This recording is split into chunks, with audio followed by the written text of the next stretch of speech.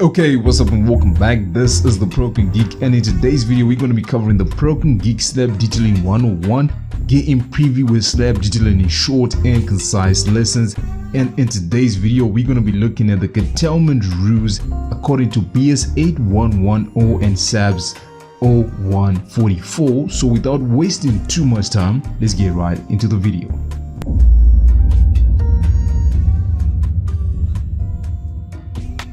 Okay, so first things first, if this is your first time coming to my channel, please hit the subscribe button. Also remember to hit the notifications, leave a like and leave a comment to help me with the YouTube algorithm. And once you're done, let's dive into the content of this video. So as I said in the introduction, today we need to look at the curtailment rules according to BS 8110 and Slabs 0144. So one thing you just need to know is that what I'm going to be telling you is based on a bunch of rules they wrote down in so many paragraphs in the code, but I'm just going to be illustrating. But at the same time, there are some illustrations on the internet and in the codes as well, so I don't want to take all the credit and say, oh, I'm the one who's illustrating these things. No, they've already been illustrated before, and I was just using the information they wrote and some of the illustrations to give you what I didn't illustrate it on the screen for you. And remember, the file is going to be available for you in the description below. So first things first, we need to look at number one. These are the rules for simply supported beams, right? So one thing you also need to note is you will find that they only be providing, or I'll be illustrating the rules for bottom bars until we get to the very last, which is number 4, or is it number 3? I'm not sure. It's 0A, continuous with end restraints. Anyways, we'll just look at when we get to there.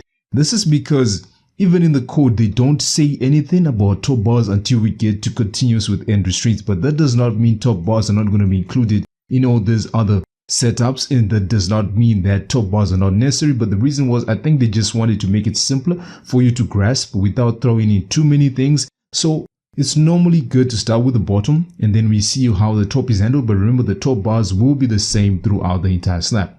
Now, so what we want to do is let's just start looking at for simply supported slab. So simply supported slabs are very simple. I think I showed you when we actually were doing it, and I told you there are two types of conventional slabs: the simply supported slab and the continuous, which could be restrained or unrestrained. So the first thing we need to look at is the simply supported slab. So simply supported slabs, these are usually your slabs that are just going to be supported on walls. That is to say, they don't have any monolithic beams or monolithic columns. So the support and the slabs are going to be disjointed, and it's not going to be apparent as I have shown you. This is the section. As you can see, there's a disjoint there, but then it's not going to be this big. But the reason why I'm just is to exaggerate the disjoint so that you see that the slab and the support are not jointed together, or they're not one unit. So what are the rules when it comes to a simply supported slab? So if you go to the sections, what they're just saying is, for simply supported slabs, this is how you do the detailing. So you are going to provide a shape code 37 bar, which is going to anchor. Obviously, this is going to be the cover. It's going to leave some cover. Let me just LX. Let me just LX again. Let me put there. Then I'm just going to DH. This is just to show you there is going to be a cover. Oh, this is 400. The scale is, I used a different scale. So this was supposed to be 40. I'm using a scale. When I did the scale, the sections, I used a scale of 10. But now I'm on a scale of, what do you call this? Scale of 100. So we're just going to remove. But then this illustrates this is going to be the cover. So what they mean is provide a bar, take it all the way. But once you get to the next end, what you're going to do is you're going to calculate a length of 0.1 L, and where L is the span of the slab. And that distance is where your bar will end. So it will end 0.1 L away from the center of the support. Same thing applies. You provide another bar, which is shape code 37. This is going to be alternating, and it will leave a space of 0.1 L when it gets to that point. Now, remember, the thing that you just want to note is you need to know the span of your slab, and this is how you're going to be providing your slabs. And your slabs, remember, these bars will be in alternating fashion. I think I showed you already. What they will be doing is they will be in alternating fashion. So if you would want, let me see where I have provided them in alternating fashion. In this one, yes, if we go to the slab, I think you already have this file. As you see, I've provided a bar, and then it ended 0.1 L from the center of the support, and then I also provided a bar which ended 0.1 L from the center of the support. So that is just basically what they're saying when it comes to the detailing rules for reinforced simply supported slabs.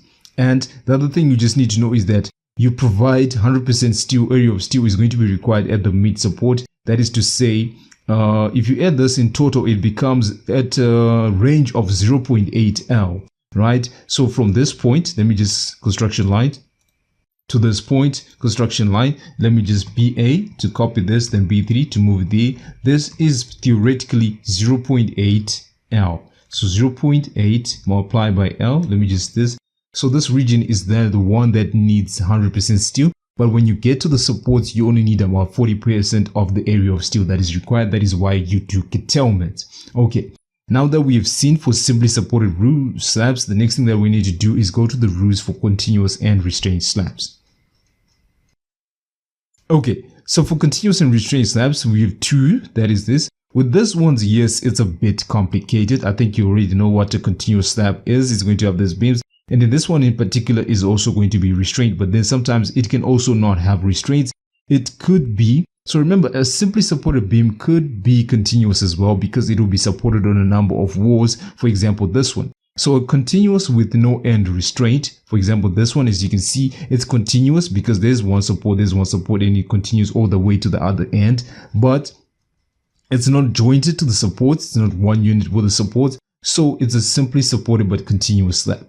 So that is the way we detail this is going to be different when we have a continuous slab that is end restraint. As you can see, now there's a joint and there is no discontinuity. This one is going to be monolithic with the slabs and the columns as well.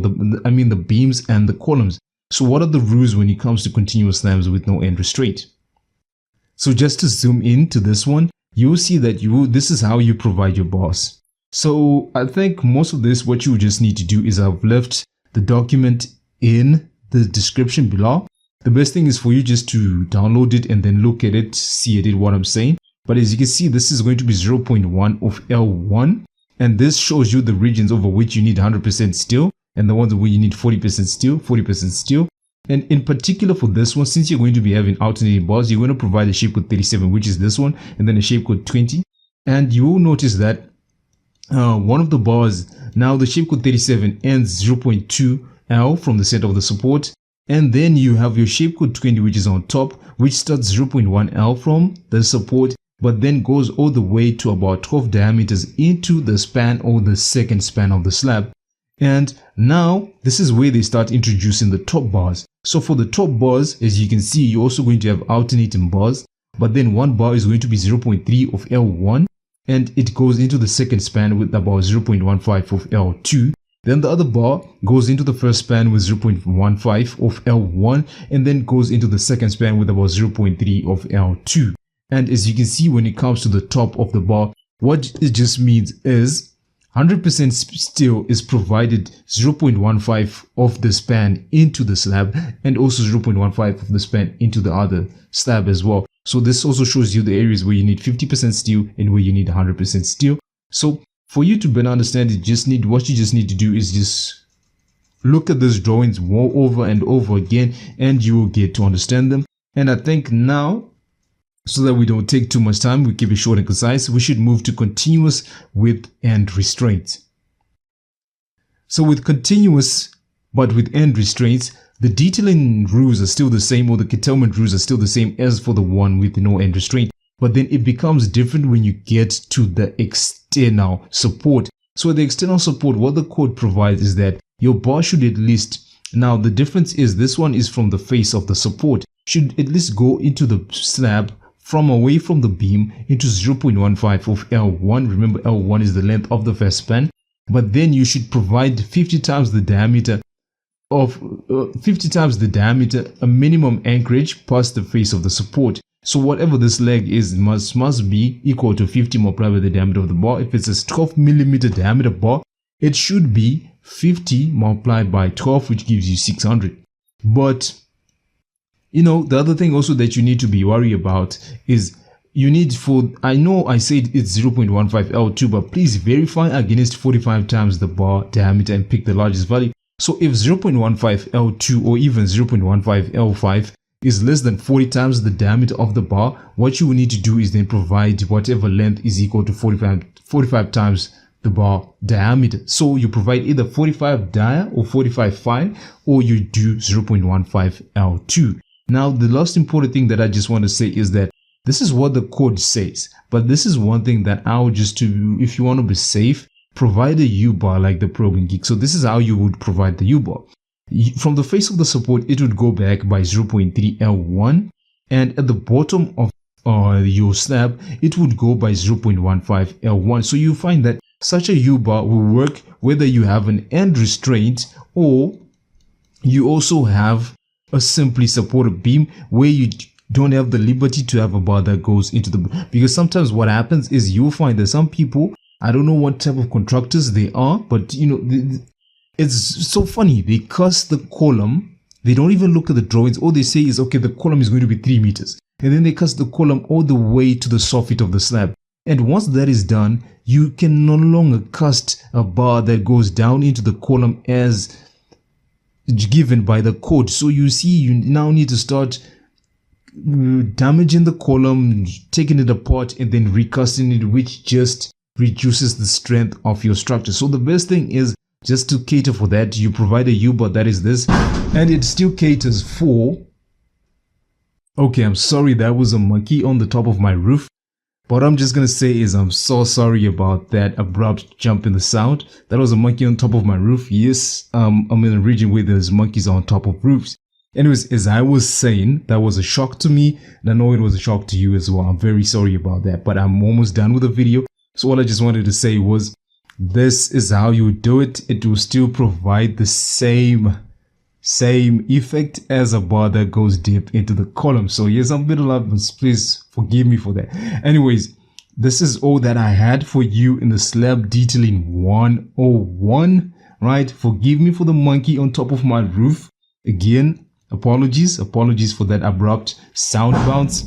Another monkey again. I need to stop the video now. Anyways, what we're going to do is next, I'm going to start doing some examples for you.